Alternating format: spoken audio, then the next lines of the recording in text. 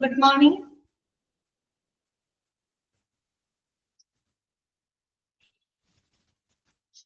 Okay, Shahan. Okay, Shahanas. Good morning.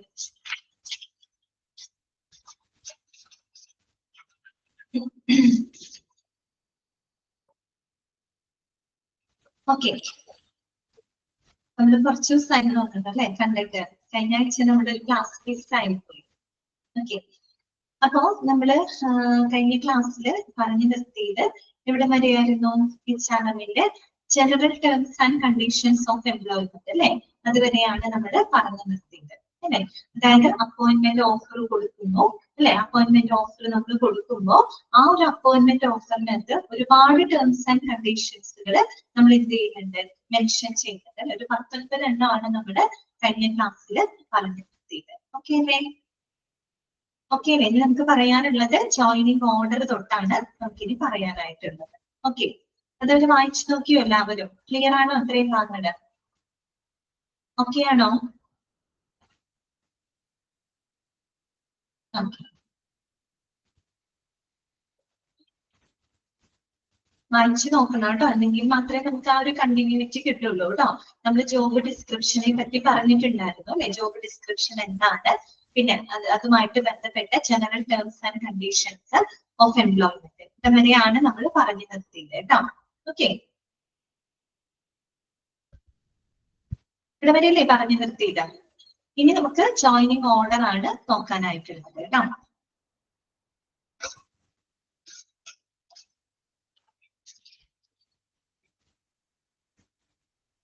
Next നമുക്ക് നോക്കേണ്ടത് joining order ആണ് കേട്ടോ, ജോയിനിങ് ഓർഡർ. അപ്പൊ നമുക്കറിയാം, നമ്മൾ ഓൾറെഡി പറഞ്ഞിട്ടുണ്ടായിരുന്നു, നമ്മളൊരു അപ്പോയിന്റ്മെന്റ് ഓഫർ നമ്മൾ ആർക്ക് കൊടുക്കാണ്, കാൻഡിഡേറ്റ്സിന് നമ്മൾ അയച്ചു കൊടുക്കാണ്. ആ ഒരു അപ്പോയിന്റ്മെന്റ് ഓഫറിൽ കൃത്യമായിട്ട് എല്ലാവിധ ടേംസ് ആൻഡ് കണ്ടീഷൻസുകളും നമ്മൾ മെൻഷൻ ചെയ്തുകൊണ്ടാണ് അവർക്ക് എന്ത് കൊടുക്കുന്നത്, അപ്പോയിന്റ്മെന്റ് ഓഫർ നമ്മൾ കൊടുക്കുന്നത്. അതുകൂടാതെ ഈ ഒരു അപ്പോയിന്റ്മെന്റ് ഓഫർ അവർക്ക് ലഭിച്ചു കഴിഞ്ഞു കഴിഞ്ഞാൽ കാൻഡിഡേറ്റിനോട് എന്ത് നമ്മൾ ആവശ്യപ്പെടുന്നുണ്ട്, ഒരു ജോയിനിങ് ഓർഡർ സബ്മിറ്റ് ചെയ്യാനായിട്ട് ആവശ്യപ്പെടുന്നുണ്ട്. ഓക്കെ, അതൊക്കെ നമ്മൾ ഇവിടെ പറഞ്ഞ കാര്യമാണ് കേട്ടോ, നമ്മൾ മുന്നേ പറഞ്ഞ കാര്യമാണ്, അതിന്റെ കണ്ടിന്യൂറ്റി തന്നെയാണ് കേട്ടോ പറയുന്നത്. എന്താണ് അശ്വതി പറയുന്നത്? 5ാമത്തെ പോയിന്റ് വരെ ആണ് പറഞ്ഞത് അല്ലെ? ഓക്കെ, അതായത് ഇതിന്റെ 5ാമത്തെ പോയിന്റ് ആണോ? ഓക്കെ, നമുക്ക് അതോട്ട് പറയാം. ഇതല്ലേ ഇവിടെ വരെയാണ് പറഞ്ഞത് അല്ലെ, during the tenure of your employment. Okay okay, അതായത് നമ്മൾ ജോബ് ഡിസ്ക്രിപ്ഷൻ കഴിഞ്ഞതിന് ശേഷമുള്ള ഭാഗം അല്ലെ. ഓക്കെ, നമുക്ക് അവിടെ തൊട്ട് കണ്ടിന്യൂ ചെയ്യാം കേട്ടോ. General terms and conditions of employment, അതായത് 5 നമ്മൾ പറഞ്ഞിട്ടുണ്ടായിരുന്നു. ഇനി 5ാമത്തെ തൊട്ട് പറയുന്നത് അല്ലെ, തൊട്ട് പറയുന്നത് അല്ലെ. ഓക്കെ, അതായത് during the tenure of your employment you shall devote your full-time attention to the organization or engage directly or indirectly in any other profession or occupation outside the organization. ഇതിന് പല ക്ലോസുകളും അപ്പോയിന്റ്മെന്റ് ഓഫറിൽ പറഞ്ഞ ക്ലോസുകൾ തന്നെ same തന്നെയാണ് വരുന്നത്. 1-2 മാത്രമാണ് എന്ത് വ്യത്യാസമായിട്ട് വരുന്നത് കേട്ടോ. ഇവിടെ എന്താ പറയുന്നത്, അതായത് നിങ്ങൾ നമ്മുടെ സ്ഥാപനത്തിന് എന്താണ് ജോലി ചെയ്യുന്ന സമയത്ത്, നിങ്ങളുടെ എംപ്ലോയ്മെന്റ് പീരീഡില് നിങ്ങൾ മുഴുവൻ സമയം നിങ്ങൾ എന്ത് ചെയ്യണം, ഓർഗനൈസേഷന് വേണ്ടിയിട്ട് ഡിവോട്ട് ചെയ്തിരിക്കണം. എന്ന് വെച്ചാൽ ഓർഗനൈസേഷന് വേണ്ടിയിട്ട് അവരുടെ ഫുൾ ടൈം എന്ത് ചെയ്തിരിക്കണം, അവിടെ വിനിയോഗിച്ചിരിക്കണം. ഒരു കാരണവശാലും ഓർഗനൈസേഷന് പുറത്ത് മറ്റുള്ള ജോലികളിൽ ഏർപ്പെടാനായിട്ട് പാടുള്ളതാണ്. അതൊരു കണ്ടീഷൻ ആയിട്ടാണ് അവിടെ പറയുന്നത്. ഓക്കെ, ഇങ്ങനെ ഓൾമ്യൂട്ട് കൊടുത്തിരുന്നാവോ?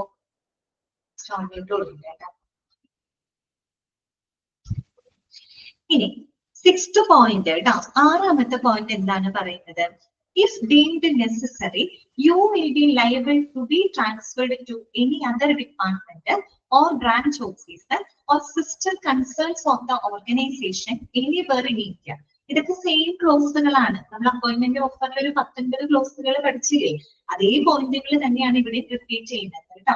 അതായത് ആവശ്യം എന്ന് കരുതുന്ന സമയത്ത് നിങ്ങളെ ഒരു പക്ഷെ നിലവിലുള്ള ഓർഗനൈസേഷന്റെ മറ്റേതെങ്കിലും ബ്രാഞ്ച് ഓഫീസിലേക്കോ അല്ലെങ്കിൽ മറ്റേതെങ്കിലും സഹോദര സ്ഥാപനത്തിലേക്കോ അല്ലെങ്കിൽ ഇന്ത്യയിലെ എവിടെ വേണമെങ്കിലും നിങ്ങളെ ട്രാൻസ്ഫർ ചെയ്യാം അല്ലെ, ജോലിയുടെ ഭാഗമായിട്ട് നിങ്ങൾക്ക് ട്രാൻസ്ഫർ ലഭിച്ചേക്കാം. ഓക്കെ, അതാണ് 6ാമത് പറയുന്ന പോയിന്റ് കേട്ടോ. ഇനി ഏഴാമത്തെ പോയിന്റ് എന്താണ്? You will have to abide by the existing rules and regulations of the organisations and future അമെൻഡ്മെന്റ്സ്.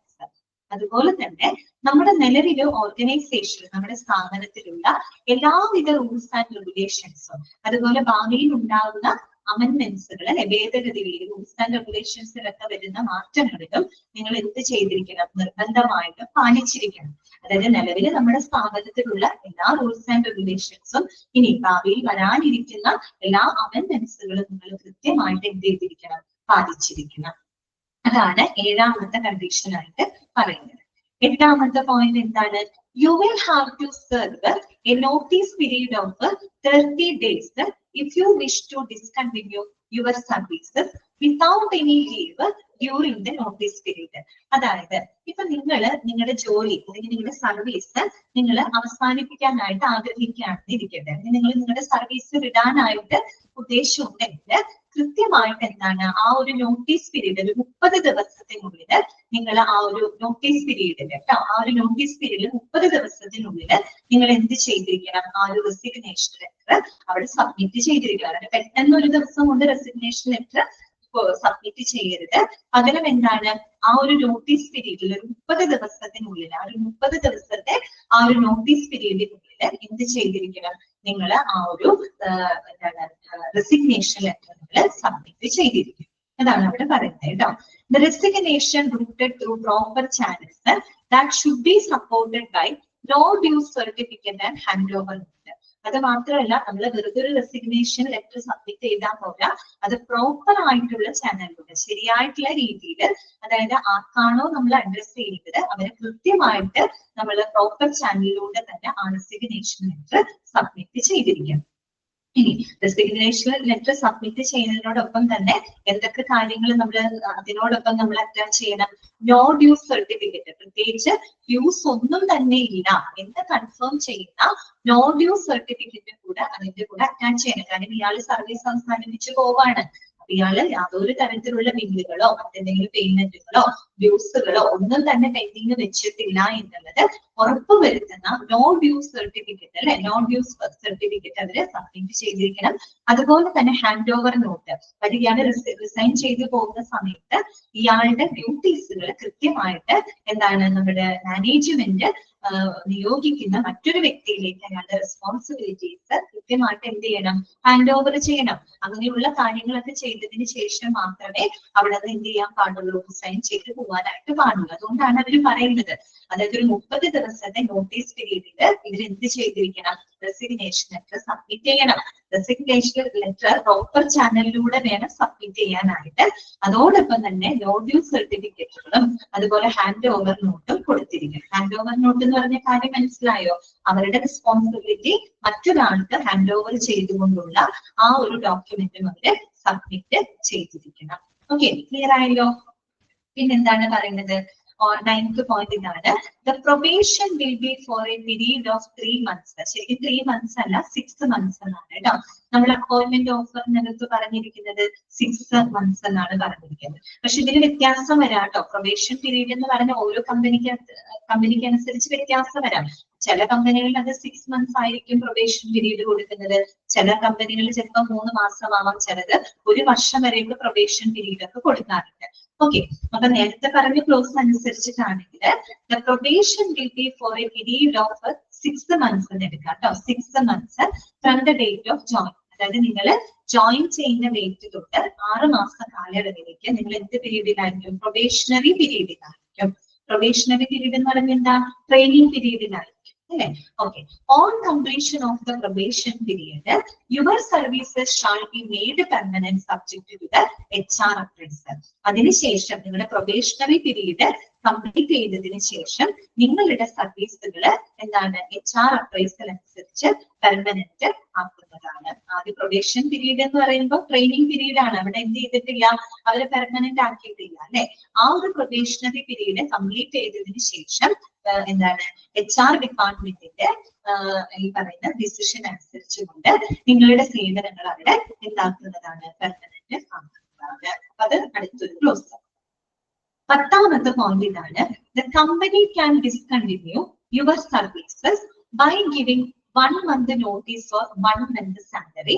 In lieu of notice, if your services are found not satisfactory or substandard. ഇനി ഇപ്പൊ ഇവരുടെ probationary പീരീഡിൽ ഇരിക്കുന്ന സമയത്ത് ഇപ്പൊ ഇവരുടെ സർവീസുകൾ ഇവരുടെ പെർഫോമൻസ് ഏതെങ്കിലും കാരണവശാല് ഒരു മോശം പെർഫോമൻസ് ആണെങ്കിൽ ഒരു സബ്സ്റ്റാൻഡേർഡ് ആയിട്ട് തോന്നുകയാണെങ്കിൽ ഒരു പക്ഷെ ഒരു മാസത്തെ നോട്ടീസിലോ അല്ലെങ്കിൽ ഒരു മാസത്തെ ശമ്പളം നൽകിക്കൊണ്ടോ പ്രത്യേകിച്ച് കാരണമൊന്നും കാണിക്കാതെ തന്നെ നിങ്ങളുടെ സർവീസുകൾ ടെർമിനേറ്റ് ചെയ്യുന്നതാണ്. അവരറിയിക്കുകയാണ്, കൃത്യമായിട്ടുള്ള കാര്യങ്ങൾ അവിടെ പറയുന്നുണ്ട്. അതായത് ഇപ്പൊ നിങ്ങളുടെ സർവീസുകളുടെ നിങ്ങളുടെ സേവനങ്ങൾ അത്ര സാറ്റിസ്ഫാക്ടറി അല്ല അല്ലെങ്കിൽ സബ്സ്റ്റാൻഡേർഡ് ആയിട്ട് നിലവാരം കുറഞ്ഞതായിട്ട് തോന്നുകയാണെങ്കിൽ ഒന്നില്ലെങ്കിൽ ഒരു മാസത്തെ നോട്ടീസിലോ അല്ലെങ്കിൽ ഒരു മാസത്തിന് മുമ്പ് നോട്ടീസ് കൊടുക്കും അല്ലെങ്കിൽ ഒരു മാസത്തെ ഇത് കൊടുക്കും സാലറി കൊടുത്തുകൊണ്ട് പ്രത്യേകിച്ച് കാരണങ്ങളൊന്നും ഇല്ലാതെ പ്രത്യേകിച്ച് കാരണങ്ങൾ പരാമർശിക്കാതെ തന്നെ നിങ്ങളുടെ സേവനങ്ങൾ അവസാനിപ്പിക്കുന്നതാണ്. ഓക്കെ, ക്ലിയർ ആയല്ലോ? ഇനി 11ാമത്തെ പോയിന്റ് എന്താണ് പറയുന്നത്? All official information passed on to you for the successful execution of duties have to be kept strictly confidential. അതുപോലെ തന്നെ നിങ്ങളുടെ സേവനങ്ങളുടെ അല്ലെങ്കിൽ നിങ്ങളുടെ ഡ്യൂട്ടീസിന്റെ ഭാഗമായിട്ട് നിങ്ങൾക്ക് കൈമാറുന്ന എല്ലാ ഒഫീഷ്യൽ ഇൻഫർമേഷൻസുകളും എന്തായിട്ട് എങ്ങനെ സൂക്ഷിക്കണം? That should be strictly confidential, വളരെ രഹസ്യാത്മകമായിട്ട് സൂക്ഷിച്ചിരിക്കണം. അതായത് നിങ്ങളുടെ ഡ്യൂട്ടിയുടെ ഭാഗമായിട്ട് തരുന്ന എല്ലാ ഒഫീഷ്യൽ ഇൻഫർമേഷൻസും നിങ്ങൾ വളരെ കോൺഫിഡൻഷ്യൽ ആയിട്ട് തന്നെ സൂക്ഷിച്ചിരിക്കണം അല്ലെ? എന്ത് ചെയ്യണം? That shall not disclose the same orally or written to any individual or concern which will be treated as a breach of employment. ഇതൊക്കെ അവിടെ പറഞ്ഞ സെയിം ക്ലോസ് ആണ്. അതായത് നിങ്ങൾ ഒരു കാരണവശാലും നിങ്ങൾക്ക് തരുന്ന ഒഫീഷ്യൽ ഇൻഫർമേഷൻസ് ഒന്നും തന്നെ നിങ്ങൾ ഓറലിയോ അല്ലെങ്കിൽ റിട്ടേണോ ആയിട്ട് ഒരു കാരണവശാലും മറ്റൊരാളുടെ അടുത്ത് ഡിസ്ക്ലോസ് ചെയ്യാനായിട്ട് പാടുള്ളതല്ല. അങ്ങനെ ഡിസ്ക്ലോസ് ചെയ്യുകയാണെങ്കിൽ അതിനെന്തായിട്ട് കൺസിഡർ ചെയ്യും? ബ്രീച്ച് ഓഫ് എംപ്ലോയ്മെന്റ് അല്ലെ, നമ്മുടെ തൊഴിൽ ലംഘനമായിട്ട് കണക്കാക്കുകയും and your services will be terminated with immediate effect അല്ലെ, നിങ്ങളുടെ സർവീസുകളെല്ലാം തന്നെ പെട്ടെന്ന് ഇമീഡിയറ്റ് ഇഫക്റ്റിൽ തന്നെ ടെർമിനേറ്റ് ചെയ്യുന്നതാണ്. Without any compensation of notice period, പ്രത്യേകിച്ച് ഒരു നഷ്ടപരിഹാരമോ നോട്ടീസ് പീരീഡോ നൽകാതെ തന്നെ അത്തരത്തിൽ എന്തെങ്കിലും ഒരു തൊഴിൽ ലംഘനങ്ങൾ ശ്രദ്ധയിൽ വിട്ടു കഴിഞ്ഞാൽ നിങ്ങളുടെ സർവീസുകൾ അവിടെ നിന്ന് എന്ത് ചെയ്യുന്നതാണ്? ടെർമിനേറ്റ് ചെയ്യുന്നതാണ്. ഓക്കെ, ക്ലിയർ ആയല്ലോ? 12ാമത്തെ പോയിന്റ് എന്താണ് പറയുന്നത്? All disputes that may arise during the tenure will be subject to triture jurisdiction. That means jurisdiction where the hospital is situated. ഒരു മോഡലാണ് പറഞ്ഞിരിക്കുന്നത്. അതായത് ഇപ്പൊ നിങ്ങളുടെ സർവീസുമായിട്ട് ബന്ധപ്പെട്ട് എന്തെങ്കിലും ഡിസ്പ്യൂട്ടുകൾ അല്ലെ, എന്തെങ്കിലും ഈ പറയുന്ന തർക്കങ്ങളോ പ്രശ്നങ്ങളോ ഒക്കെ ഉണ്ടാവുകയാണെങ്കിൽ, കേസോ കാര്യങ്ങളോ ഒക്കെ വരികയാണെങ്കിൽ അത് ഇപ്പൊ ഇവിടെ പറയുന്ന ട്രിച്ചൂർ ജൂറിസ്ഡിക്ഷന്റെ പരിധിയിൽ വരുന്നതാണ്. അപ്പൊ അങ്ങനെയല്ല ഉദ്ദേശിക്കുന്ന ഒരു എക്സാമ്പിളിന് വേണ്ടി തൃശ്ശൂരിന് കൊടുത്തു എന്ന് മാത്രമേ ഉള്ളൂ. ആ ഹോസ്പിറ്റല് ഏത് എവിടെയാണോ സ്ഥിതി ചെയ്യുന്നത് അപ്പൊ അതിന്റെ അധികാര പരിധിയിലുള്ള ആ ഒരു ജൂറിസ്ഡിക്ഷനിൽ പെടുന്ന സ്ഥലമായിരിക്കും. അത്രയേ ഉള്ളൂ. ഇവിടെ തൃശ്ശൂർ എന്ന് പറഞ്ഞ ചിലപ്പോൾ തിരുവനന്തപുരമാവാം. എവിടെയാണോ ഹോസ്പിറ്റൽ സ്ഥിതി ചെയ്യുന്നത് അവരുടെ ജൂറിസ്ഡിക്ഷൻ പരിധിക്കുള്ളിലായിരിക്കും അത്തരം ഡിസ്പ്യൂട്ടുകളെല്ലാം തന്നെ ഹാൻഡിൽ ചെയ്യും. ഓക്കെ, ക്ലിയർ ആയോ പറഞ്ഞത്? മനസ്സിലായോ? ഈ പറയുന്ന പല ക്ലോസുകളും ഇവിടെ പറഞ്ഞതാ അപ്പോയിന്റ്മെന്റ് ഓഫർ നേരത്തെ നമ്മൾ പറഞ്ഞില്ലേ, കുറെ ടേംസ് ആൻഡ് കണ്ടീഷൻസ് പറഞ്ഞില്ലേ, അതേ ക്ലോസുകൾ തന്നെയാണ് ഇവിടെയും വരുന്നത് കേട്ടോ. 1 2 എണ്ണം മാത്രമാണ് ഡിഫറെന്റ് ആയിട്ട് വന്നിട്ടുണ്ട്. ക്ലിയർ ആണല്ലോ? ജസ്റ്റ് ഒന്ന് വായിച്ചു നോക്കൂ കേട്ടോ. ഒന്ന് ഒളിച്ച് വായിച്ചു നോക്കിയ 12 ടേംസ് ആൻഡ് കണ്ടീഷൻസ്.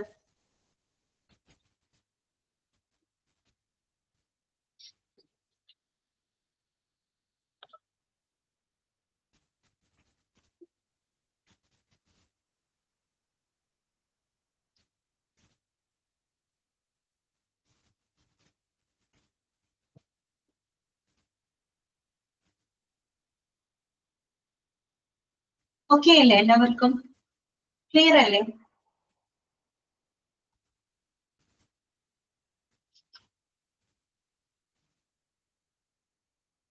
ഓക്കെ, അപ്പൊ നമുക്ക് നെക്സ്റ്റ് നോക്കാം. അടുത്തതാണ് എന്ത്? ജോയിനിങ് ഓർഡർ അല്ലെ. ജോയിനിങ് ഓർഡർ നിങ്ങൾ ഓർക്കുന്നുണ്ടോ? നമ്മള് ഈ പറയുന്ന അപ്പോയിന്റ്മെന്റ് ഓഫർ കൊടുത്തിരുന്നു അല്ലെ. അപ്പോയിന്റ്മെന്റ് ഓഫറിനകത്ത് രണ്ടാമതൊരു ടേംസ് ആൻഡ് കണ്ടീഷൻ ആയിട്ട് പറയുന്നുണ്ട്. എന്തായിരുന്നു അത്? നോക്കി, you will have to submit a joining order accepting the terms and conditions of employment on the date of joining. കണ്ടില്ലേ?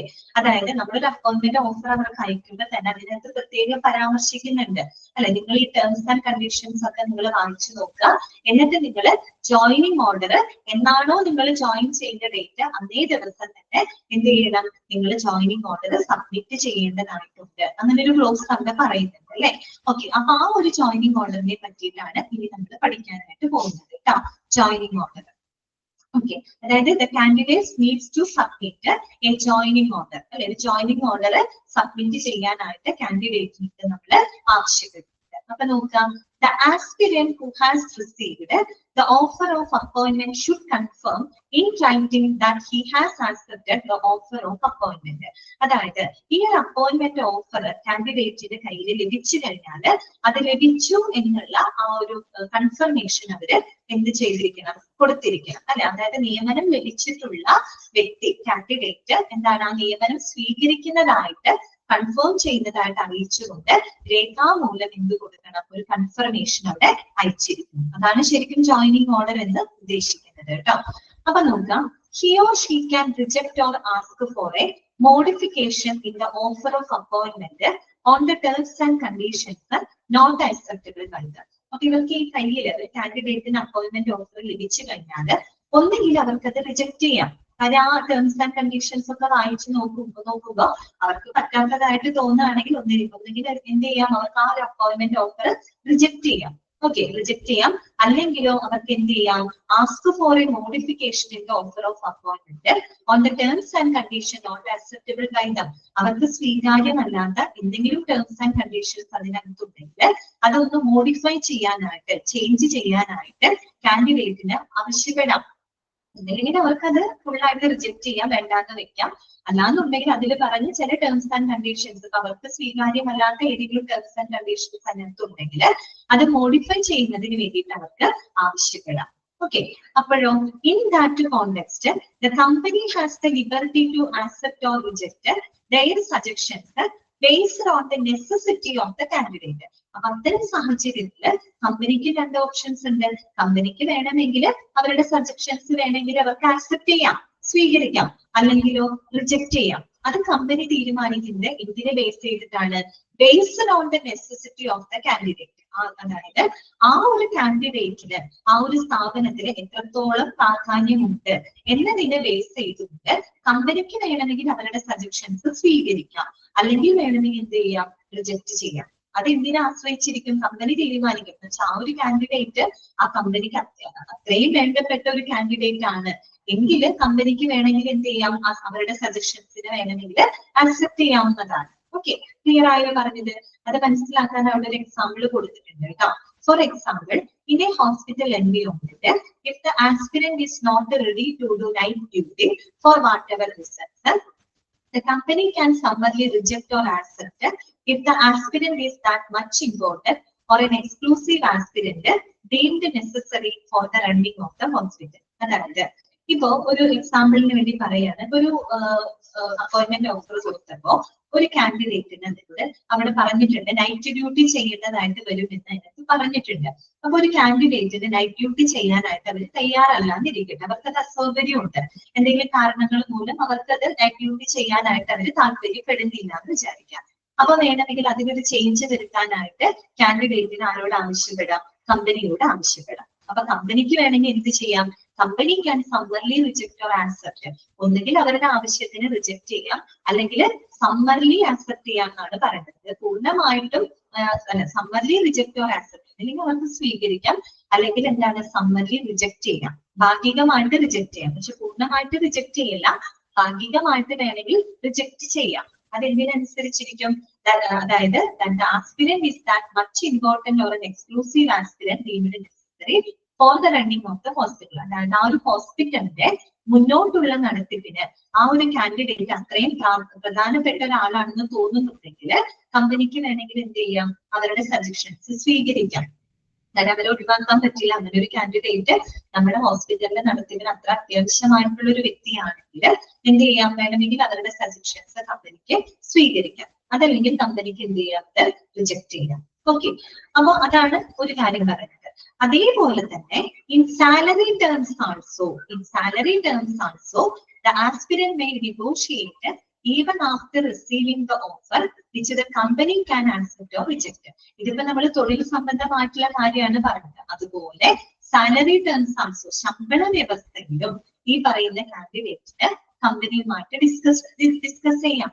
ഓക്കെ, സാലറി വ്യവസ്ഥകളിൽ സാലറി ടേംസിന്റെ കാര്യത്തിലും ആസ്പിരന്റ് വേണമെങ്കിൽ എന്ത് ചെയ്യാം, കാൻഡിഡേറ്റിന് വേണമെങ്കിൽ കമ്പനിയുമായിട്ട് എന്ത് ചെയ്യാം, നെഗോഷിയേറ്റ് ചെയ്യാം, ഡിസ്കസ് ചെയ്യണം. കാര്യം നമുക്കറിയാം, നമ്മൾ അപ്പോയിന്റ്മെന്റ് ഓഫർ ആ ക്ലോസുകൾ കണ്ടപ്പോ അതിന് കൃത്യമായിട്ട് പറയുന്നുണ്ട് അല്ലെ, നിങ്ങൾക്ക് പ്രതിമാസം ഇത്ര രൂപയാണ് സാലറി ആയിട്ട് നിശ്ചയിച്ചിട്ടുള്ളത്, നിങ്ങളുടെ പെർഫോമൻസിനനുസരിച്ച് ഇൻക്രിമെന്റുകളൊക്കെ ലഭിക്കുന്നതാണ് എന്നൊക്കെ കൃത്യമായിട്ട് അതിൽ പറയുന്നുണ്ട്.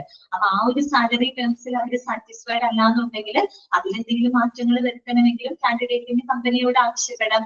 അതും ഈ പറഞ്ഞോണം കമ്പനിക്ക് ഒന്നുകിൽ അത് ആക്സെപ്റ്റ് ചെയ്യാം, അല്ലെങ്കിൽ അവർക്കത് റിജക്ട് ചെയ്യാം. അത് കമ്പനിയുടെ തീരുമാനം.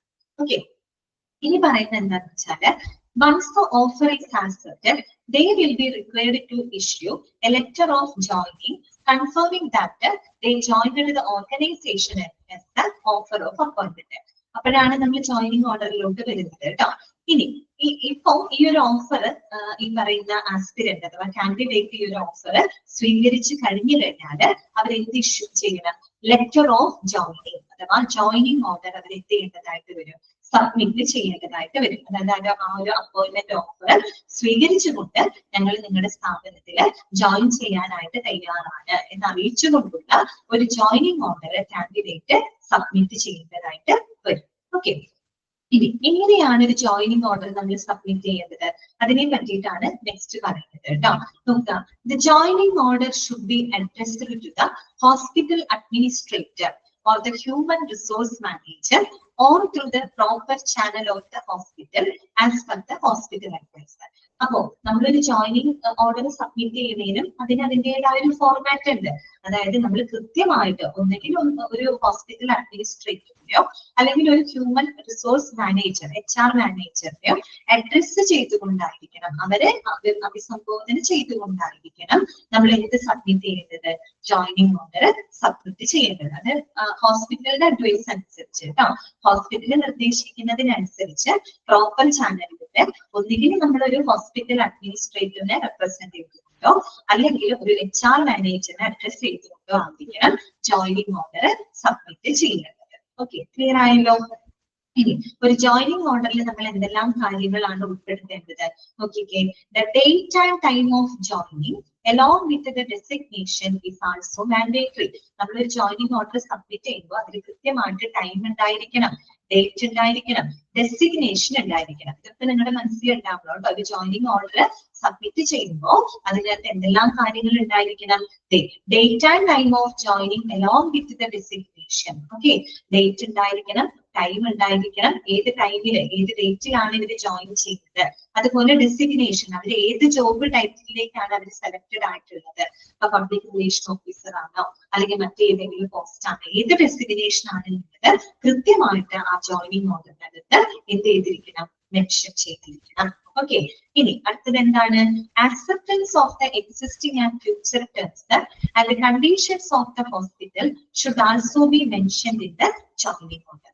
അതിനു പുറമെ ഈ പറയുന്ന നിലവിലുള്ള അവരുടെ ടേംസ് ആൻഡ് കണ്ടീഷൻസും അതുപോലെ തന്നെ ഫ്യൂച്ചറിൽ വരാനിരിക്കുന്ന ടേംസ് ആൻഡ് കണ്ടീഷൻസിനെ പറ്റിയിട്ട് ജോയിനിങ് ഓർഡറിൽ കൃത്യമായിട്ട് എന്ത് ചെയ്തിരിക്കണം, പരാമർശിച്ചിരിക്കണം. അതായത് ഇങ്ങനെ എഴുതണം, അതായത് നിങ്ങളുടെ റൂൾസ് ആൻഡ് റെഗുലേഷൻസ് ഒക്കെ ഞാൻ പാലിക്കാൻ തയ്യാറാണ് എന്ന് അറിയിക്കണം. എന്നറിയിച്ചുകൊണ്ടുള്ള ഒരു കൺഫർമേഷൻ ഒക്കെ ആ ഒരു ജോയിനിങ് ഓർഡറിനകത്ത് ഉണ്ടായിരിക്കും.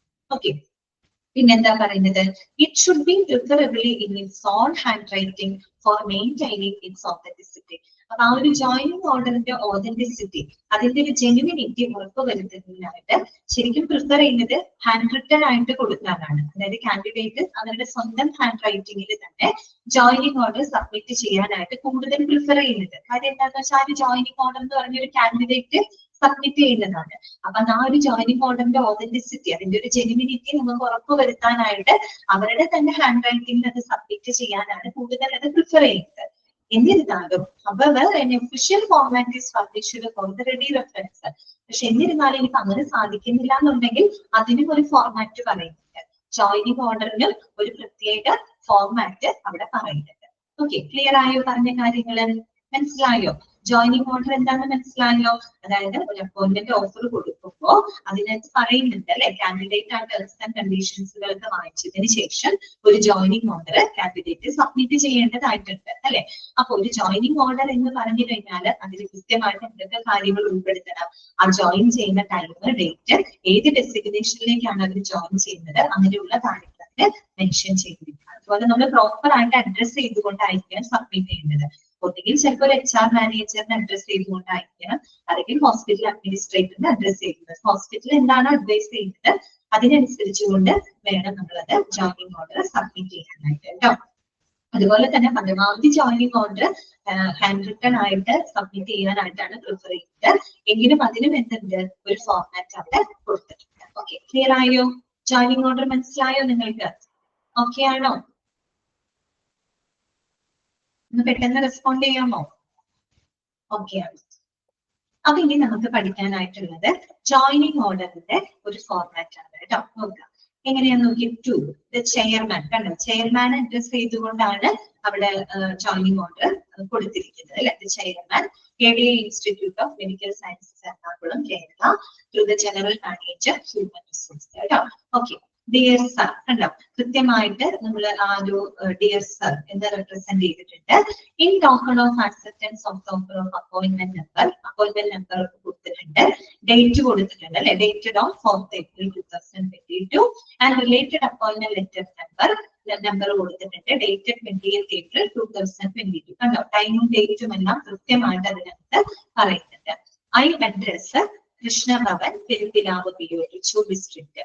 Do hereby join your organization as a public relation officer. കണ്ടോ, ആ ഡെസിഗ്നേഷൻ അവിടെ കൃത്യമായിട്ട് പറയുന്നത് അല്ലെ. പബ്ലിക് റിലേഷൻ ഓഫീസർ എന്നുള്ള ഡെസിഗ്നേഷനിലേക്കാണ് അദ്ദേഹം എന്ത് ചെയ്യുന്നത്, ജോയിൻ ചെയ്യുന്നത്. വിത്ത് ഇഫക്റ്റ് ഫ്രം 20th April 2022. കണ്ടോ, ജോയിനിങ് ഡേറ്റ് ആണ് അവിടെ പറഞ്ഞിരിക്കുന്നത് അല്ലെ, 20th April 2022. I have carefully gone through the rules and regulations of the organization and I assure that I shall abide by the existing and future rules and regulations of the organization. കണ്ടോ, അതിനകത്ത് എഴുതുന്നുണ്ട്, അതായത് നിങ്ങളുടെ appointment offer പ്രകാരമുള്ള എല്ലാ rules and റെഗുലേഷൻസും ഞാൻ careful ആയിട്ട് വായിച്ചു. ആ എല്ലാ റൂൾസ് ആൻഡ് റെഗുലേഷൻസും ഞാൻ പാലിക്കാനായിട്ട് തയ്യാറാണ് എന്ന് ഞാൻ ഉറപ്പ് തരികയാണ് എന്ന് പറയുന്നുണ്ട് അല്ലെ. അത് മാത്രമല്ല, I also confirm that I shawl keep the confidentiality of the official matters and shall discharge my duties to the entire satisfaction of my superiors. കണ്ടോ, നിങ്ങൾ എന്റെ ഡ്യൂട്ടിയുടെ ഭാഗമായിട്ട് എനിക്ക് തരുന്ന എല്ലാ ഒഫീഷ്യൽ മാറ്റേഴ്സും ഞാൻ വളരെ കോൺഫിഡൻഷ്യൽ ആയിട്ട് സൂക്ഷിക്കുന്നതാണ്. അതുപോലെ എന്റെ സുപ്പീരിയർ ഓഫീസേഴ്സിന്റെ സാറ്റിസ്ഫാക്ഷൻ അനുസരിച്ചുകൊണ്ട് എനിക്ക് തരുന്ന ചുമതലകൾ ഞാൻ നിറവേറ്റുന്നതാണ് എന്നറിയിച്ചുകൊണ്ട് ഒരു ജോയിനിങ് ഓഫർ അവര് സബ്മിറ്റ് ചെയ്യണം അല്ലെ. താങ്ക് യു കണ്ടോ, ഇത്രയേ ഉള്ളൂ ജോയിനിങ് ഓർഡർ. അപ്പൊ അതിനകത്ത് ഈ പറഞ്ഞ ഡേറ്റ് പറയുന്നുണ്ട്, ഡെസിഗ്നേഷൻ, അങ്ങനെയുള്ള കാര്യങ്ങളൊക്കെ കൃത്യമായിട്ട് മെൻഷൻ ചെയ്യുന്നുണ്ട്. ഓക്കെ ആണല്ലോ? അപ്പൊ അതിന്റെ ഒരു ഫോർമാറ്റ് മനസ്സിലായില്ലേ? ക്ലിയർ അല്ലേ? ഇനി നമുക്ക് നെക്സ്റ്റ് പഠിക്കാനായിട്ടുള്ളത് ജോയിനിങ് ഫോർമാലിറ്റീസ് ആണ് കേട്ടോ. ഓക്കെ, പറയുന്ന കാര്യങ്ങളൊക്കെ എത്തുന്നില്ലേ, നിങ്ങൾക്ക് കിട്ടുന്നില്ലേ?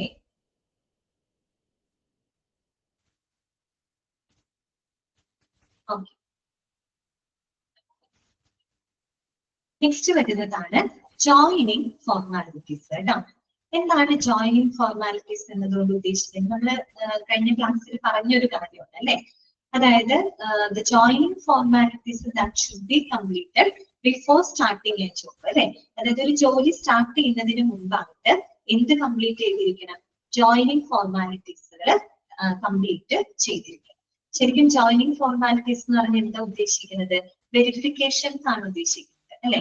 നമ്മളായാലും നമ്മളൊരു ജോലിക്ക് പോകുന്ന സമയത്ത് അല്ലെ, ജോയിൻ ചെയ്യുന്ന സമയത്ത് നമ്മുടെ സർട്ടിഫിക്കറ്റുകളും കാര്യങ്ങളൊക്കെ അവർ വെരിഫൈ ചെയ്തു അല്ലെ. അത് തന്നെയാണ് എന്ത് ജോയിനിങ് ഫോർമാലിറ്റി എന്നതുകൊണ്ട് ഉദ്ദേശിക്കുന്നത് അല്ലെ. നമ്മൾക്ക് നമ്മുടെ എഡ്യൂക്കേഷനും ക്വാളിഫിക്കേഷനും നമ്മുടെ എക്സ്പീരിയൻസും ഒക്കെ ഉറപ്പുവരുത്തുന്നതിനുള്ള നമ്മുടെ സർട്ടിഫിക്കറ്റുകളും കാര്യങ്ങളൊക്കെ എന്ത് ചെയ്യാറുണ്ട്? വെരിഫൈ ചെയ്യാറുണ്ട് അല്ലെ. ആ ഒരു വെരിഫിക്കേഷന് തന്നെയാണ് ജോയിനിങ് ഫോർമാലിറ്റീസ് എന്നതുകൊണ്ട് ഉദ്ദേശിക്കുന്നത് കേട്ടോ. ഓക്കെ, നമുക്ക് വായിക്കാം. പ്രീ എംപ്ലോയ്മെന്റ് വെരിഫിക്കേഷൻസ് അണ്ടർലൈൻ ചെയ്ത് വെക്കുക കേട്ടോ. അതായത് നമ്മൾ ജോയിനിങ് ഫോർമാലിറ്റീസിന് പറയുന്ന മറ്റൊരു പേരെന്താണ്? Pre employment verifications. എന്താണ് പറയുന്നത്? Pre employment verifications. എംപ്ലോയ്മെന്റിന് മുൻപായിട്ട് നടത്തുന്ന വെരിഫിക്കേഷൻസ്, അതിനെ തന്നെയാണ് ജോയിനിങ് ഫോർമാലിറ്റീസ് എന്ന് പറയുന്നത്. ഓക്കെ, നോക്കാം. Once the joining order is obtained from the aspirant, issuance of appointment order may be extended for a further period of 1 week to 1 month based on the completion of all the other joining formalities. Okay, അപ്പൊ നമ്മൾ appointment offer കൊടുത്തു, joining order submit ചെയ്തു. Joining order കിട്ടിക്കഴിഞ്ഞാലാണ് നമ്മൾ എന്തായിരിക്കുള്ളൂ, appointment order അയക്കുള്ളൂ അല്ലെ. Appointment ഓഫറും appointment ഓർഡറും വ്യത്യാസം ഉണ്ടെന്ന് നിങ്ങൾക്ക് അറിയാലോ. ആദ്യം നമ്മൾ ഓഫർ കൊടുക്കുന്നു, അവരത് ഓക്കെ ആണെങ്കിൽ അവർ ജോയിനിങ് ഓർഡർ സബ്മിറ്റ് ചെയ്യുന്നു. ജോയിനിങ് ഓർഡർ കിട്ടിക്കഴിഞ്ഞതിന് ശേഷമാണ് നമ്മൾ എന്ത് അയക്കുന്നത്, അപ്പോയിന്റ്മെന്റ് ഓർഡർ നമ്മൾ അയക്കുന്നത്. ഓക്കെ, അപ്പൊ ഇവര് പറയുന്നത് അപ്പോയിന്റ്മെന്റ് ഓർഡർ അയക്കുന്നതിന് മുൻപായിട്ട് എന്ത് നടത്തിയിരിക്കണം, പ്രീ എംപ്ലോയ്മെന്റ് വെരിഫിക്കേഷൻസ് നടത്തിയിരിക്കണം. അപ്പൊ അതുകൊണ്ട് തന്നെ അപ്പോയിന്റ്മെന്റ് ഓർഡർ അയക്കാനായിട്ട് വീണ്ടും ചിലപ്പോൾ 1 ആഴ്ച തൊട്ട് 1 മാസം വരെ സമയം എടുത്തേക്കാം. കാര്യം എന്താണ്, എന്തിനു വേണ്ടിയിട്ടാണ്, for the completion of joining formality, എല്ലാ ജോയിനിങ് ഫോർമാലിറ്റീസും കംപ്ലീറ്റ് ചെയ്യുന്നതിന് വേണ്ടിയിട്ട് വീണ്ടും ചിലപ്പോൾ 1 മാസമോ 1 ആഴ്ചയോ 1 ആഴ്ച തൊട്ട് 1 മാസം വരെ കഴിഞ്ഞതിന് ശേഷമായിരിക്കാം പിന്നീട് നമ്മൾ അപ്പോയിന്റ്മെന്റ് ഓർഡർ അയക്കുന്നത്. ആ ഒരു കാലയളവ് കൊണ്ട് നമ്മൾ എന്ത് കംപ്ലീറ്റ് ചെയ്തിരിക്കണം, ജോയിനിങ് ഫോർമാലിറ്റീസ് അവിടെ കംപ്ലീറ്റ് ചെയ്തിരിക്കാം. ഓക്കെ, ഇനി നോക്കാം. It is otherwise termed as pre employment verification. അറിയാലോ, നമ്മൾ തുടക്കമേ പറഞ്ഞതാണ്, ജോയിനിങ് ഫോർമാലിറ്റീസിന് പറയുന്ന മറ്റൊരു പേരെന്താണ്, പ്രീ എംപ്ലോയ്മെന്റ് വെരിഫിക്കേഷൻ. അത് ഇമ്പോർട്ടന്റ് ആണ് കേട്ടോ. ഓക്കെ, ഈ പ്രീ എംപ്ലോയ്മെന്റ് വെരിഫിക്കേഷനകത്ത് എന്തൊക്കെ കാര്യങ്ങളാണ് നമ്മൾ അസസ് ചെയ്യുന്നത് നോക്കിക്കേ. വെരിഫിക്കേഷൻ ഓഫ് സർട്ടിഫിക്കറ്റ്സ് അല്ലെ, വെരിഫിക്കേഷൻ ഓഫ് സർട്ടിഫിക്കറ്റ്സ്, അതായത് നമ്മുടെ കാൻഡിഡേറ്റിന്റെ ഈ പറയുന്ന എഡ്യൂക്കേഷണൽ ക്വാളിഫിക്കേഷൻസുമായിട്ട് ബന്ധപ്പെട്ട സർട്ടിഫിക്കറ്റുകളുടെ വെരിഫിക്കേഷൻ അവിടെ നടത്തുന്നുണ്ട് അല്ലെ. പിന്നെന്താണ്, വെരിഫിക്കേഷൻ ഓഫ് ടെസ്റ്റിമോണിയൽസ്. ടെസ്റ്റിമോണിയൽസ് എന്ന് പറഞ്ഞാൽ എന്താണ്, സാക്ഷ്യപത്രമാണ് അല്ലെ. അതായത് ഈ ഒരു കാൻഡിഡേറ്റ് അവിടെ ജോലി ചെയ്യാൻ തയ്യാറാണെന്ന് അറിയിച്ചുകൊണ്ടുള്ള ആ ഒരു സാക്ഷ്യപത്രം അല്ലെ, ആ ഒരു വെരിഫിക്കേഷൻ ഓഫ് ടെസ്റ്റിമോണിയൽസ്, അതിന്റെ വെരിഫിക്കേഷൻ നടത്തുന്നുണ്ട്. പിന്നെന്താണ്, verification of the last drawn salary. Verification of the last drawn salary, അതായത് ഇപ്പൊ മറ്റേതെങ്കിലും സ്ഥാപനത്തില് വർക്ക് ചെയ്തുകൊണ്ടിരുന്ന ഒരാളാണെന്ന് വിചാരിക്കാം. അപ്പൊ അവരുടെ last salary, last drawn salary എത്രയാണ്, അത് കൃത്യമായിട്ട് വെരിഫൈ ചെയ്യുന്നുണ്ട്. പിന്നെ പ്രീ എംപ്ലോയ്മെന്റ് മെഡിക്കൽ ചെക്കപ്പ്, അതുപോലെ എംപ്ലോയ്മെന്റിന് മുമ്പായിട്ട് നടത്തുന്ന മെഡിക്കൽ ചെക്കപ്പുകൾ. ഓക്കെ, പിന്നെന്താണ്, previous employer verification. Previous employer verification, employer എന്ന് വെച്ചാൽ തൊഴിലുടമയാണ് കേട്ടോ. അതായത് ഈ ഒരു വ്യക്തി മുന്നേ വർക്ക് ചെയ്തിരുന്ന സ്ഥാപനത്തിലെ തൊഴിലുടമ, എംപ്ലോയർ, അവിടെ പോയിട്ട് നമ്മൾ ഈ പറയുന്ന കാൻഡിഡേറ്റിനെ പറ്റിയിട്ട് കുറെ കാര്യങ്ങൾ എംപ്ലോയറിൽ നിന്നും നമ്മൾ മനസ്സിലാക്കും. അവിടെ പോയിട്ട് അവരുമായിട്ട് കോൺടാക്ട് ചെയ്തുകൊണ്ട് അവിടെ നിന്നും നമ്മൾ വെരിഫിക്കേഷൻസ് നടത്തുന്നുണ്ട് അല്ലെ. ഇതാണ് പ്രീവിയസ് എംപ്ലോയർ വെരിഫിക്കേഷൻ. മുന്നേ ഈ വ്യക്തി ജോലി ചെയ്തിരുന്ന സ്ഥാപനത്തിലെ എംപ്ലോയറിന്റെ അവരുമായിട്ട് കോൺടാക്ട് ചെയ്തിട്ട് അവിടുത്തെ വെരിഫിക്കേഷൻ നടക്കുന്നുണ്ട്. പിന്നെ പേഴ്സണൽ വെരിഫിക്കേഷൻ, അതായത് പേഴ്സണൽ ഡാറ്റ ഉണ്ട് കേട്ടോ, കാൻഡിഡേറ്റുമായിട്ട് ബന്ധപ്പെട്ട പേഴ്സണൽ ഡാറ്റ വെരിഫിക്കേഷൻസും ഒക്കെ നടക്കുന്നുണ്ട്. ഇത്രയും കാര്യങ്ങൾ നടത്താനായിട്ട് ചിലപ്പോൾ 1 ആഴ്ച മുതൽ 1 മാസ കാലയളവ് വരെ എടുക്കും അല്ലെ. അത്രയും കംപ്ലീറ്റ് ചെയ്തിട്ട് മാത്രമാണ് ഇത് അയക്കുള്ളൂ, അപ്പോയിന്റ്മെന്റ് ഓർഡർക്ക് അയക്കും. ക്ലിയർ ആയോ പറഞ്ഞത്? അപ്പൊ നിങ്ങൾ ഓർത്ത് വെക്കാം, ജോയിനിങ് ഫോർമാലിറ്റി എന്ന് പറഞ്ഞാൽ അതിന്റെ മറ്റൊരു പേരും കൂടെ പറയും പ്രീ എംപ്ലോയ്മെന്റ് വെരിഫിക്കേഷൻ. ഈ ഒരു പ്രീ എംപ്ലോയ്മെന്റ് വെരിഫിക്കേഷൻ കംപ്ലീറ്റ് ചെയ്തെങ്കിൽ മാത്രമേ അപ്പോയിന്റ്മെന്റ് ഓർഡർ അയക്കാനായിട്ട് സാധിക്കുള്ളൂ. ഇനി ഇതിൽ എന്തൊക്കെ വെരിഫിക്കേഷൻസ് ആണ് നടക്കുന്നത് അതൊക്കെ നിങ്ങൾ മനസ്സിലാക്കി വെക്കാം. Verification of certificate, verification of testimonials, verification of the last drawn salary, അതുപോലെ pre employment medical checkup, previous employer verification, അതുപോലെ തന്നെ പേഴ്സണൽ വെരിഫിക്കേഷൻ. പേഴ്സണൽ വെരിഫിക്കേഷൻ വെച്ചാൽ പേഴ്സണൽ ഡാറ്റ വെരിഫിക്കേഷൻ ആണ് കേട്ടോ. ഇത്രയും കാര്യങ്ങൾ അവിടെ അസസ് ചെയ്യുന്നുണ്ട്. അതിനുശേഷമാണ് ഇൻഡക്ഷൻ പ്രോഗ്രാം നടക്കുന്നത് അല്ലെ. ഇൻഡക്ഷൻ എന്ന് പറഞ്ഞാൽ എന്താണ്? Introducing the new employee into an organisation അല്ലെ. നമ്മുടെ ഒരു ഓർഗനൈസേഷനിലേക്ക് നമ്മൾ ആ ഒരു പുതിയ എംപ്ലോയിനെ നമ്മൾ ഇൻട്രൊഡ്യൂസ് ചെയ്യുന്നത്, ആ ഒരു പ്രോസസ്സിനെയാണ് നമ്മൾ ഇൻഡക്ഷൻ എന്നതിട്ട് ഉദ്ദേശിക്കുന്നത്. ഇതൊക്കെ കഴിഞ്ഞതിന് ശേഷം നമ്മൾ അപ്പോയിന്റ്മെന്റ് ഓർഡർ ആയിട്ടും, അപ്പോയിന്റ്മെന്റ് ഓർഡർ കിട്ടി കഴിയുമ്പോഴാണ് നമ്മുടെ കാൻഡിഡേറ്റ് എംപ്ലോയി വന്നിട്ട് നമ്മുടെ ഓർഗനൈസേഷനിൽ ജോയിൻ ചെയ്യുന്നത്. ഓക്കെ, ക്ലിയർ ആയോ പറഞ്ഞത്? ഓക്കെ ആണോ? ഓക്കെ, ഇനി നമുക്ക് പഠിക്കാനായിട്ടുള്ളത് specimen of an appointment letter. Appointment letter എന്ന് വെച്ചാൽ അപ്പോയിന്റ്മെന്റ് ഓർഡർ ആണ് കേട്ടോ. ഇതെല്ലാം കഴിഞ്ഞു കഴിഞ്ഞാൽ പിന്നെ അടുത്ത സ്റ്റെപ്പ് എന്താണ്? അപ്പോയിന്റ്മെന്റ് ഓർഡർ കൊടുക്കുക എന്നുള്ളതാണ് അല്ലെ. അപ്പൊ അപ്പോയിന്റ്മെന്റ് ഓർഡറിന്റെ ഒരു ഫോർമാറ്റ് ആണ് അവിടെ കൊടുത്തിരിക്കുന്നത്. ജസ്റ്റ് നമുക്ക് അതൊന്ന് ഓടിച്ചു കാണിക്കാം. Specimen of an appointment letter. അപ്പൊ അവിടെ നമ്മൾ കൃത്യമായിട്ട് നമ്പർ കാര്യങ്ങൾ കൊടുത്തിട്ടുണ്ട്. എയിംസ് 2017-18 ആ നമ്പർ കൊടുത്തിട്ടുണ്ട്. Appointment order number 001. ഡേറ്റ് ഇന്ന ഡേറ്റില് മിസ്റ്റർ രവികുമാർ ആണ് എന്നുള്ള എറണാകുളം സബ്ജക്ട് കൊടുത്തിട്ടുണ്ട്. Confirmed appointment order for the post of public relation officer. Okay, reference എന്താണ്? ഓഫർ ഓഫ് അപ്പോയിന്റ്മെന്റ് നമ്പർ കൊടുത്തിട്ടുണ്ട്. ഡേറ്റ്. ഓക്കെ, അപ്പൊ നോക്കിയേ, dear mister or Mrs Ravikumar, good day. Subsequent to your acceptance of our offer, we have pleasure to appoint you in our esteemed hospital on the following terms and conditions. താഴെ പറയുന്ന terms and conditions അടിസ്ഥാനത്തിൽ നിങ്ങളെ ഞങ്ങളുടെ ഓർഗനൈസേഷനിൽ എന്താണ് appoint ചെയ്യാനായിട്ട് ഞങ്ങൾക്ക് താല്പര്യമുണ്ട്, ഞങ്ങൾക്ക് സന്തോഷമുണ്ട് എന്ന് അറിയിച്ചുകൊണ്ടുള്ള അപ്പോയിന്റ്മെന്റ് ഓർഡർ ആണ് അല്ലെ. We wholeheartedly welcome you to be a part of the AIMS family. Okay. എന്നിട്ട് വീണ്ടും അതേ ടേംസ് ആൻഡ് കണ്ടീഷൻസുകൾ വീണ്ടും അവിടെ എന്ത് ചെയ്തിട്ടുണ്ട്? പറഞ്ഞിട്ടുണ്ട്. കണ്ടോ, 19 എണ്ണം വീണ്ടും അവിടെ എഴുതിയിട്ടുണ്ട്. അപ്പൊ ഈ പറയുന്ന ടേംസ് ആൻഡ് കണ്ടീഷൻസ് ഇനി ഞാൻ പറയുന്നില്ല. കാര്യം എന്താണ്? നമ്മൾ നേരത്തെ അപ്പോയിന്റ്മെന്റ് ഓഫർ വായിച്ചില്ലേ? അപ്പോയിന്റ്മെന്റ് ഓഫർ കണ്ടില്ലേ?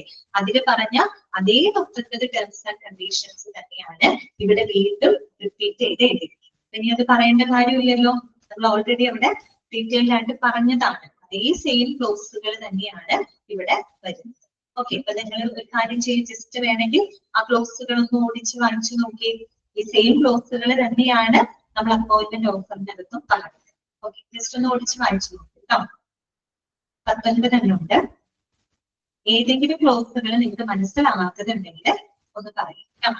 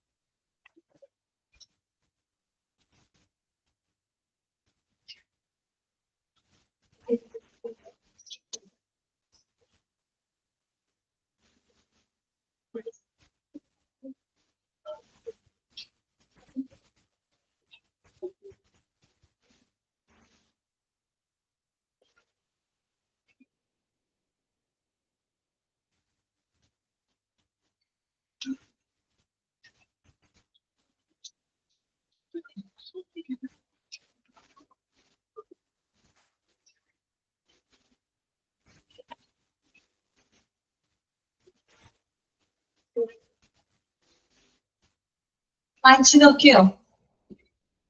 19 വായിച്ചു നോക്കിയോ? ക്ലിയർ അല്ലേ? നമ്മള് ആ അപ്പോയിന്റ്മെന്റ് ഓഫർ പറഞ്ഞില്ലേ, അതേ ടേംസ് ആൻഡ് കണ്ടീഷൻസ് തന്നെയാണ് കേട്ടോ എവിടെയും പറയുന്നത്. ആർക്കെങ്കിലും ഏതെങ്കിലും പോയിന്റുകൾ മനസ്സിലാവാത്തതുണ്ടെങ്കിൽ ചോദിക്കാം.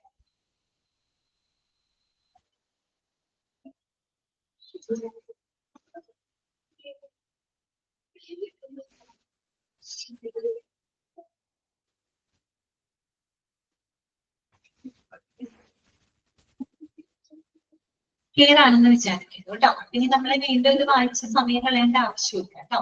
സെയിം ക്ലോസുകളാണ്. ഇനി നമുക്ക് നെക്സ്റ്റ് പഠിക്കാനുള്ളത് പ്രൊബേഷൻ പീരീഡിനെ പറ്റിയിട്ടാണ്. ഓക്കെ, അപ്പൊ നമ്മൾ അപ്പോയിന്റ്മെന്റ് ഓർഡർ കൊടുത്തു. ഈ ഒരു വ്യക്തി നമ്മുടെ ഓർഗനൈസേഷനിൽ വന്ന് ജോയിൻ ചെയ്തു. ഇനി ജോയിൻ ചെയ്ത ഉടനെ തന്നെ അവർക്ക് ജോലിക്ക് കയറ്റാണോ ചെയ്യാൻ? അല്ല, പിന്നെ എന്ത് കൊടുക്കും? അവർക്ക് എന്ത് കൊടുക്കണം?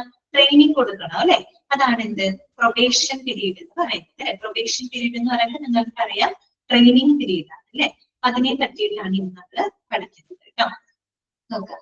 The probation period indicates that the staff joining as per the appointment order will be initially closely monitored by the management for evaluating the possibility of confirming their appointment. അതൊന്ന് അണ്ടർലൈൻ ചെയ്തിരിക്കുക കേട്ടോ. പ്രൊബേഷൻ പീരീഡ് എന്ന് പറയുമ്പോൾ simply നമുക്കറിയാം അതൊരു training period ആണ് അല്ലെ, ഒരു പരിശീലന കാലയളവാണ് അല്ലെ. അതായത് നമ്മൾ ഈ ഒരു ജോലിയിൽ അവരെ പെർമനന്റ് ആക്കുന്നതിന് മുമ്പായിട്ട് അവർക്ക് നമ്മൾ കുറെ ട്രെയിനിങ്ങുകളും കാര്യങ്ങളും കൊടുക്കും. ഒരു പ്രൊബേഷണൽ പീരീഡ് ഉണ്ടാവും അല്ലെ. ആ ഒരു പീരീഡിൽ ശരിക്കും നമ്മൾ എന്താ ചെയ്യുന്നത്? ആ ഒരു വ്യക്തിനെ നമ്മൾ ഇവാലുവേറ്റ് ചെയ്യാണ് അല്ലെ, അവരുടെ പെർഫോമൻസ് അല്ലെങ്കിൽ അവർക്ക് പല ടാസ്കുകളൊക്കെ കൊടുത്തിട്ട് നമ്മൾ എന്ത് ചെയ്യാണ്, അവരെ ഇവാലുവേറ്റ് ചെയ്യുന്നത്. അപ്പൊ അത് വളരെ ഡെഫിനിഷൻ പോലെയാണ് അവിടെ കൊടുത്തിരിക്കുന്നത്. The probation period indicate that the staff joining as per the appointment order. Appointment order അനുസരിച്ച് ജോയിൻ ചെയ്തിട്ടുള്ള സ്റ്റാഫിനെ will be initially closely monitored by the management.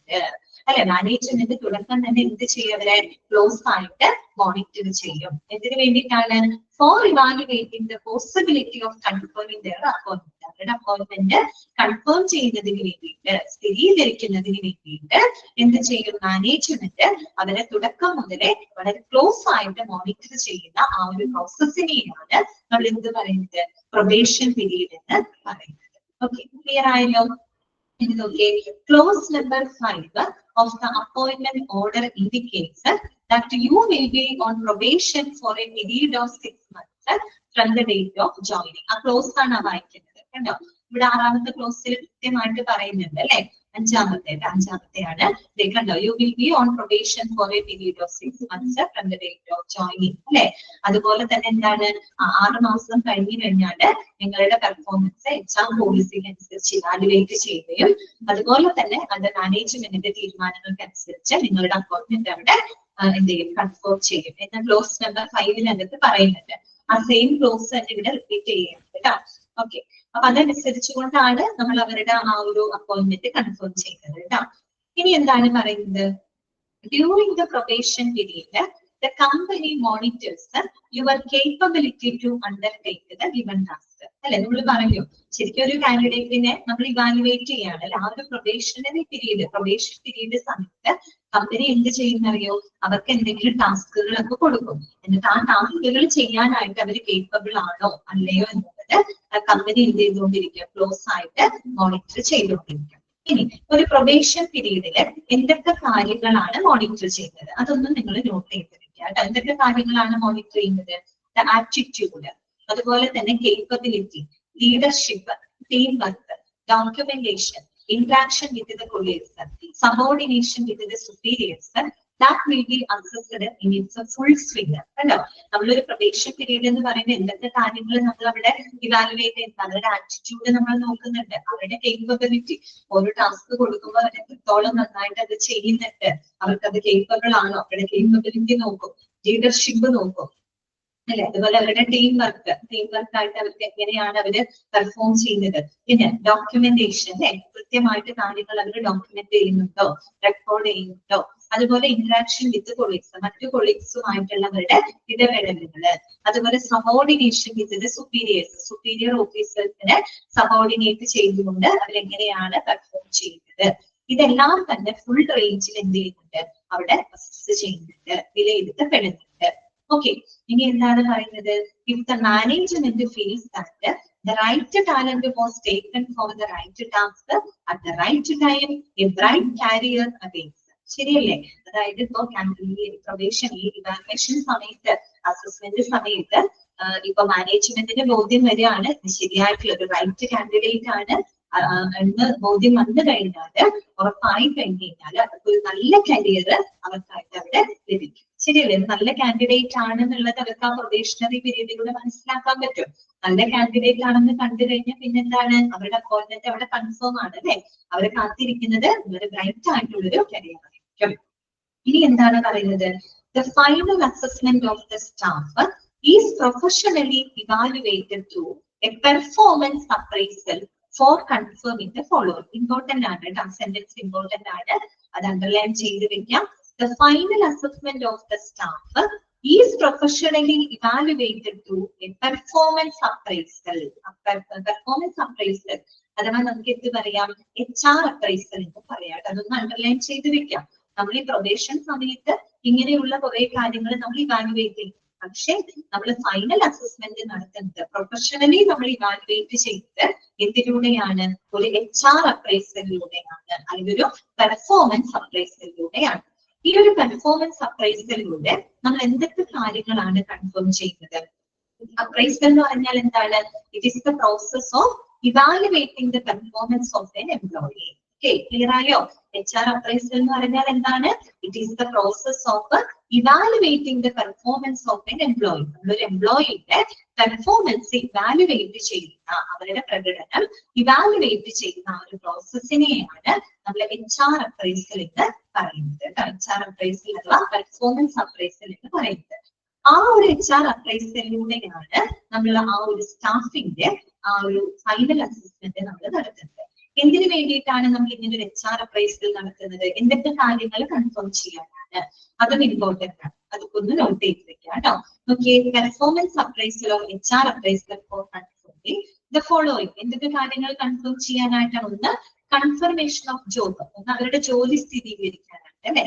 പിന്നെ അവരുടെ പ്രൊമോഷൻ, അവർക്ക് പ്രൊമോഷൻ കൊടുക്കണോ വേണ്ടയോ അങ്ങനെയുള്ള കാര്യങ്ങൾ തീരുമാനിക്കുക. പിന്നെ സാലറി ഇൻക്രിമെന്റ്, അവരുടെ സാലറി കൂട്ടണോ കുറയ്ക്കണോ എന്നുള്ളത് അല്ലെ. ഇതൊക്കെ അവരുടെ പെർഫോമൻസ് നന്നായിട്ട് പെർഫോം ചെയ്യുന്നതിന് തീർച്ചയായിട്ടും എന്ത് ചെയ്യേണ്ടതായിട്ട് വരും? അവരുടെ സാലറി ഇൻക്രിമെന്റ് ചെയ്യേണ്ടതായിട്ട് വരും. പിന്നെന്താണ്? Extension of probation period. അതുപോലെ തന്നെ പ്രൊബേഷൻ പീരീഡിന്റെ എക്സ്റ്റൻഷൻ അല്ലെ, പ്രൊബേഷൻ പീരീഡ് നീട്ടണോ വേണ്ടയോ അങ്ങനെയുള്ള കാര്യങ്ങൾ കൺഫേം ചെയ്യാനായിട്ട്. പിന്നെ ടെർമിനേഷൻ, അതും അല്ലെങ്കിൽ അവരെ ടെർമിനേറ്റ് ചെയ്യണോ, ഇങ്ങനെയുള്ള കാര്യങ്ങളൊക്കെ കൺഫേം ചെയ്യുന്നതിന് വേണ്ടിയിട്ടാണ് നമ്മൾ എന്ത് നടത്തുന്നത്? HR അപ്രൈസൽ നടത്തുന്നത്. മനസ്സിലായോ? അപ്പൊ HR അപ്രൈസൽ എന്തൊക്കെ കാര്യങ്ങൾ കൺഫേം ചെയ്യാനായിട്ടാണ് നമ്മൾ ചെയ്യുന്നത്? ഒന്ന്, കൺഫർമേഷൻ ഓഫ് ജോബ് അല്ലെ, ജോബ് കൺഫേം ചെയ്യാനായിട്ട്, പ്രൊമോഷൻ കൺഫേം ചെയ്യാനായിട്ട്, സാലറി ഇൻക്രിമെന്റ് കൺഫേം ചെയ്യാനായിട്ട്, അതുപോലെ എക്സ്റ്റൻഷൻ ഓഫ് പ്രൊബേഷൻ പീരീഡ്, അവരുടെ പ്രൊബേഷൻ പീരീഡ് എക്സ്റ്റൻഷൻ ചെയ്യണം. അപ്പൊ വേണ്ടത്ര പെർഫോമൻസ് അവർ പ്രൊബേഷണറി പീരീഡിൽ, ഒരു 6 മാസം നമ്മൾ പ്രൊബേഷൻ പീരീഡ് കൊടുക്കും.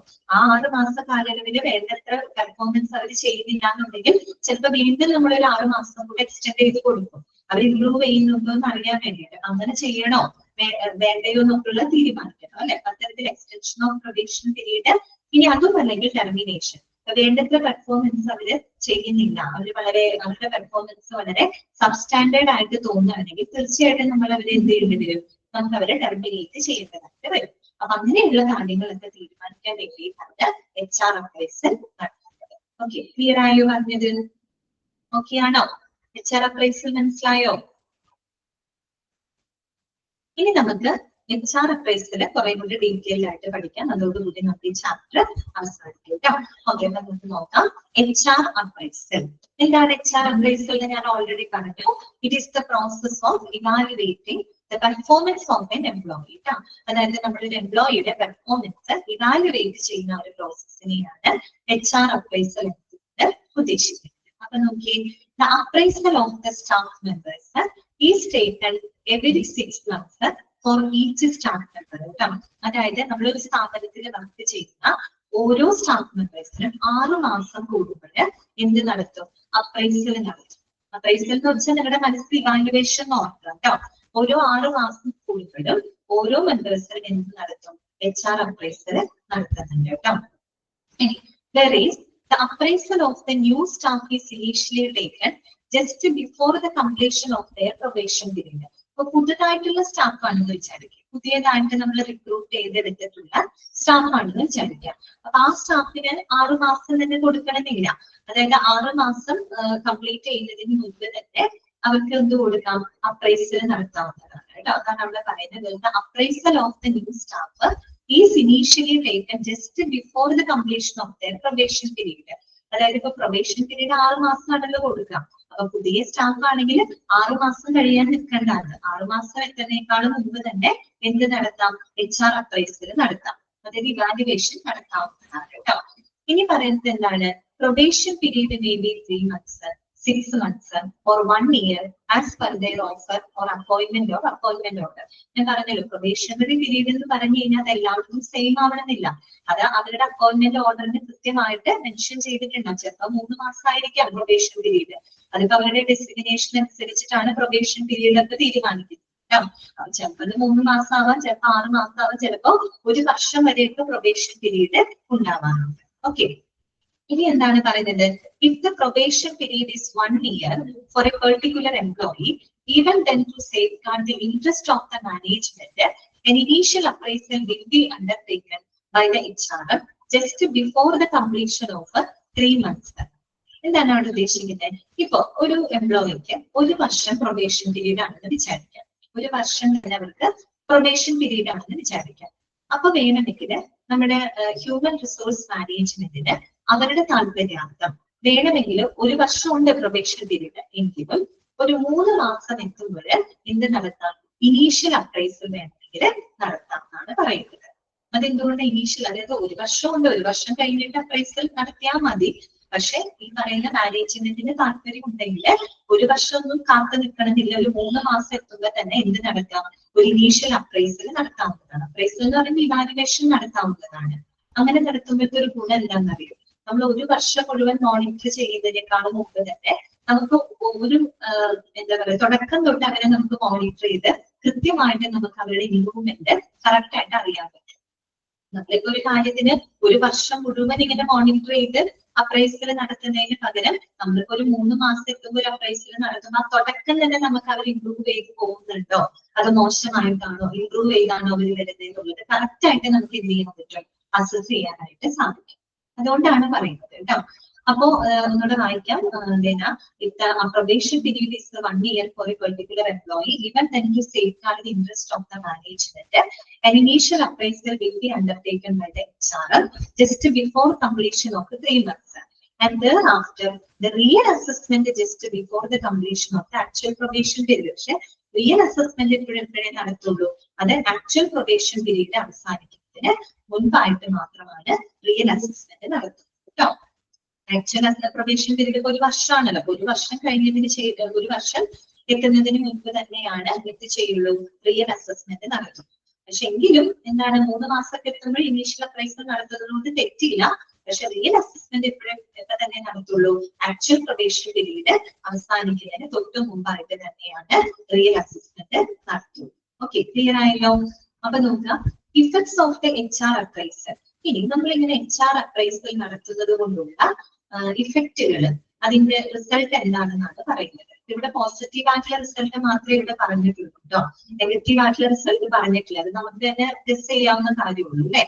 നമ്മള് ഇവാലുവേറ്റ് ചെയ്യുന്ന സമയത്ത്, അപ്രൈസൽ ചെയ്യുന്ന സമയത്ത് ഇവര് വേണ്ടത്ര പെർഫോമൻസ് ഒന്നും ഇല്ലാന്നുണ്ടെങ്കിൽ സ്വാഭാവികമായിട്ട് നമ്മൾ എന്ത് ചെയ്യും, അവരെ നമ്മൾ ടെർമിനേറ്റ് ചെയ്യും അല്ലെ. ഒന്നുകിൽ നമ്മൾ കുറച്ചും കൂടെ ഒരു പ്രൊബേഷൻ പീരീഡ് എക്സ്റ്റെൻഡ് ചെയ്ത് കൊടുക്കും, ഒരു 6 മാസം കൂടെ എക്സ്റ്റെൻഡ് ചെയ്ത് ഒന്നും കൂടെ അവരുടെ പെർഫോമൻസ് ബെറ്റർ ആണോ എന്നുള്ളത് നമ്മൾ നോക്കും. എന്നിട്ട് അതിലും വേണ്ടത്ര പെർഫോമൻസ് ഇല്ല, സബ്സ്റ്റാൻഡേർഡ് ആയിട്ട് തോന്നുകയാണെങ്കിൽ അവരെന്ത് ചെയ്യും, സ്വാഭാവികമായിട്ട് നമ്മൾ അവരെ എടുക്കില്ല, അവരെ നമ്മൾ ടെർമിനേറ്റ് ചെയ്യും. അതാണ് അതിന്റെ ഒരു നെഗറ്റീവ് സൈഡ് എന്ന് പറയുന്നത്. പക്ഷെ പോസിറ്റീവ് ഇഫക്റ്റ് എന്ന് പറയുകയാണെങ്കിൽ, okay, effect of the HR appraisal, the after effect of the appraisal has a positive and negative. അതായത് പോസിറ്റീവ് നെഗറ്റീവ് ആയിട്ടുള്ള ഇഫക്റ്റുകൾ ഉണ്ട്. നെഗറ്റീവ് നമ്മൾ പറഞ്ഞതാണ് കേട്ടോ.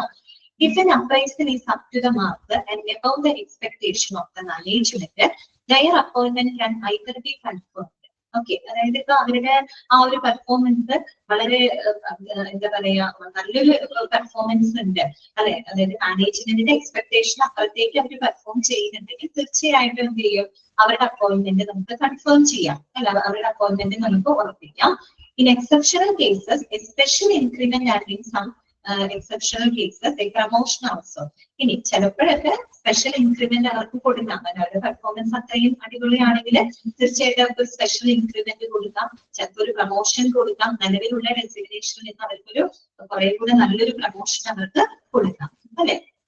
അത്രയേ ഉള്ളൂ. Let us look at a glance of a confirmation letter to the staff who have been promoted, confirmed and given a salary increment. Okay.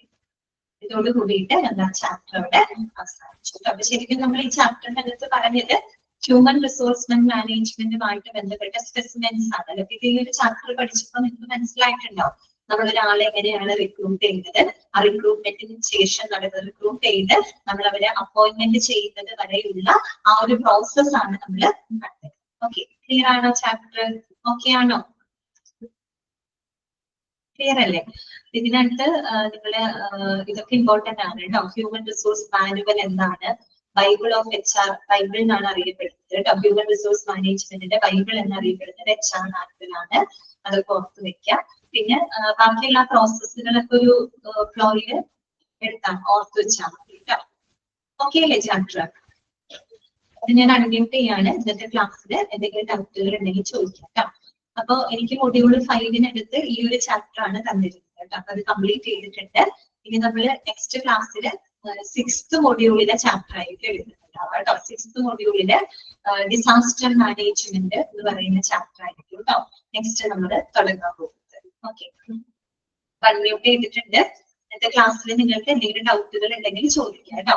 എല്ലാവർക്കും ഹാപ്പി ഓണം കേട്ടോ. എല്ലാവർക്കും ഓണാശംസകൾ അറിയിക്കുകയാണ്.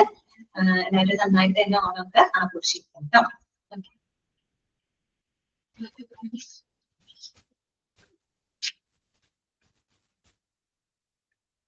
എന്തെങ്കിലും ഡൗട്ടുകൾ ഉണ്ടെങ്കിൽ നിങ്ങൾക്ക് ചോദിക്കാം കേട്ടോ. ഓക്കെ, സനില മാത്രമാണ് അത് റെസ്പോണ്ട് ചെയ്ത ആള്. ഓക്കെ, നിവേദ്യ ഹാപ്പി. ഓക്കെ, ഷഹനാസ്, അശ്വതി ഹാപ്പിയാണ്. ഓക്കെ, കീർത്തി ഓക്കെ അല്ല ഹാപ്പിയാണ്. അപ്പൊ ശരി, അപ്പൊ നമുക്ക് ഇനി ഓണം കഴിഞ്ഞിട്ട് കാണാം കേട്ടോ. Thank you.